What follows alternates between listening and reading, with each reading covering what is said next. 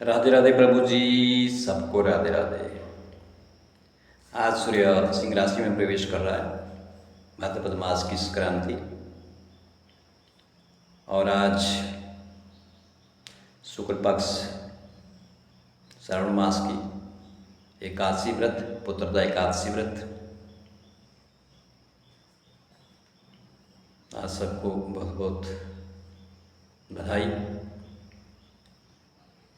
और आज की कथा का प्रसंग है दान। दान किसे देना चाहिए, कब देना चाहिए, दान का महत्व क्या है। गर्मी के दिन थे, ज्येष्ठ मास था, सूर्य सिर के ऊपर था और धरती तप रही थी, आग उगल रही थी। ऐसे में किसी का भी बाहर निकलना बड़ा कठिन था।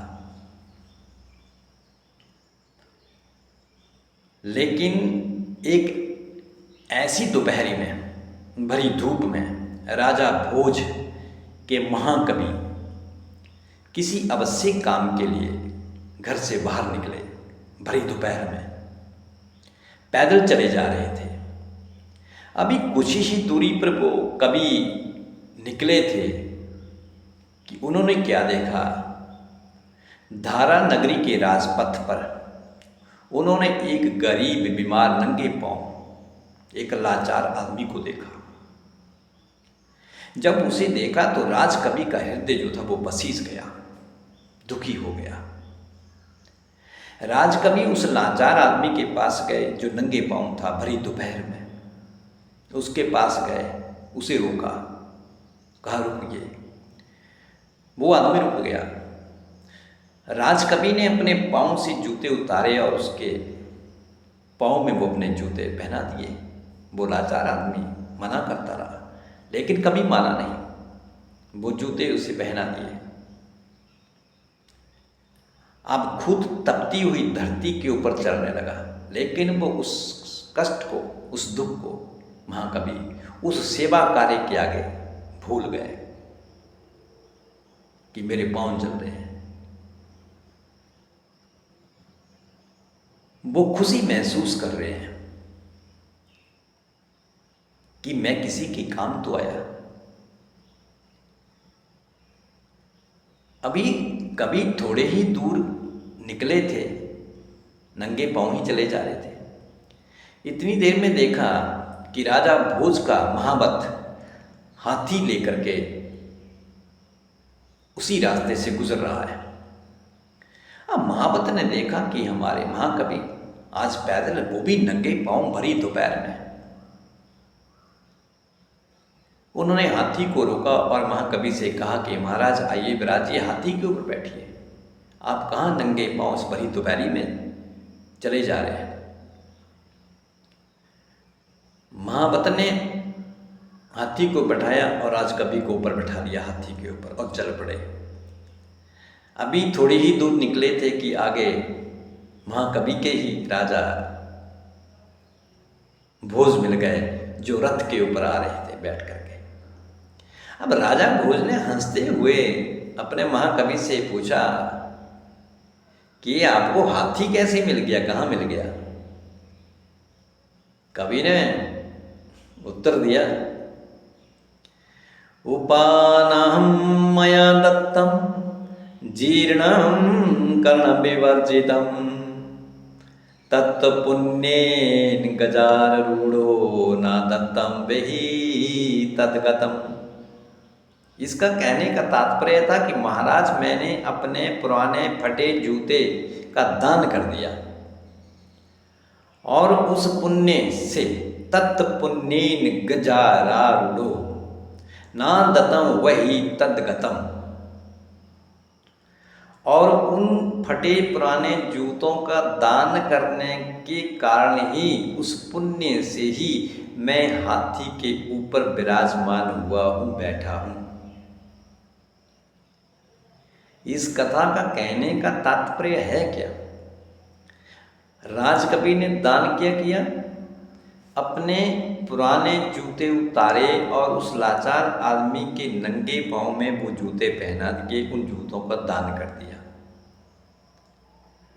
लेकिन थोड़ी ही दूर गए, उस दान का फल क्या मिला, उस दान का पुण्य क्या मिला।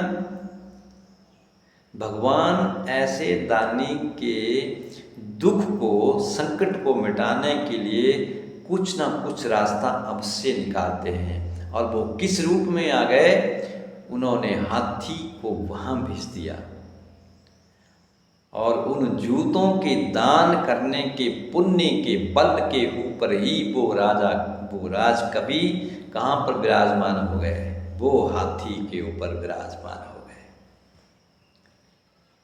तो प्रभु जी इस कथा का कहने का तात्पर्य क्या है, वो धन जिसका दान ना किया जाए, समझ लो वो धन बेकार है। वो अन्न जो किसी लाचार भूखे की भूख ना मिटा सके, वो अन्न बेकार है। जो जल किसी की प्यास तक ना बुझा सके, वो जल भी बेकार है। इसलिए हमारे पास अगर है, हमारे पास सामर्थ्य देने की है, दान देने की है, प्रभु ने आपको बहुत कुछ दिया है, तो आप उसमें से कुछ अंश उन लाचार भूखे प्यासों को अवश्य दान करें। किसी के पास सब कुछ होते हुए वो ना दान करें, कुछ अंश दान ना करें, तो वो सब कुछ बेकार है, वो मिट्टी है। दान भी किसे दिया जाए, दान किसे उसे ना दे दिया जाए जिसके पास पहले खुद है।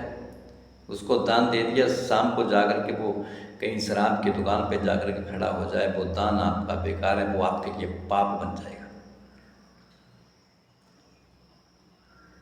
जो पैसा आपने किसी को दिया, धन दिया है, वो जाकर के किसी मांस की दुकान पे ऊपर खड़ा हो जाए और वो वहाँ पे किसी जीव की हत्या करके उस मांस को खाए, उसके पाप के हिस्सेदार आप भी हो जाओगे। किसे दिया जाए धन, किसे दिया जाए वो अन्न, किसे दे दिया जाए, जिसको उसकी जरूरत है उसे। जिसके तन के ऊपर वस्त्र नहीं है उसे वस्त्र दे दिए जाएं, जिसके पाँव में जूते नहीं है उसे जूते दे दिए जाएं, जिसके पास खाने के लिए भोजन नहीं है उसे भोजन दे दिया जाए। धन देने की बजाय आप उसको जिस चीज वस्तु की जरूरत है वो दे दी जाए, तो आपके दान का पुण्य आपको 100% मिलेगा, अवश्य मिलेगा। लेकिन जिसके पास पहले से बहुत है उसी को आप दें, तो उसका कोई फायदा नहीं। इसलिए जिसको जरूरत हो उसी को दिया जाए। लेकिन अपने धन में से, अपनी मेहनत से किए हुए पैसे का ही दान किया जाता है। दूसरे के धन का अगर आप दान करोगे तो वो दान नहीं होगा, वो तो जिसने कमाया था उसको पुण्य मिलेगा, आपको नहीं मिलेगा। दान भी उसी धन का दिया जा सकता है जो आपने अपनी मेहनत से कमाया हो। अन्न का दान भी आप वही कर सकते हैं जो अपनी मेहनत से आपने बिजी हो, कमाई हो। किसी दूसरे के जेब में से निकाल करके पैसे नहीं दान में दिए जाते। खुद की कमाई का दान, जीते जी जो आप कर सकते हो वो करें। दान का बहुत बड़ा महत्व है, बहुत बड़ा पुण्य है। तो आपको आज का ये प्रसंग कैसा लगा, अवश्य लाइक करें और शेयर करें। सबको राधे राधे प्रभु जी, राधे राधे।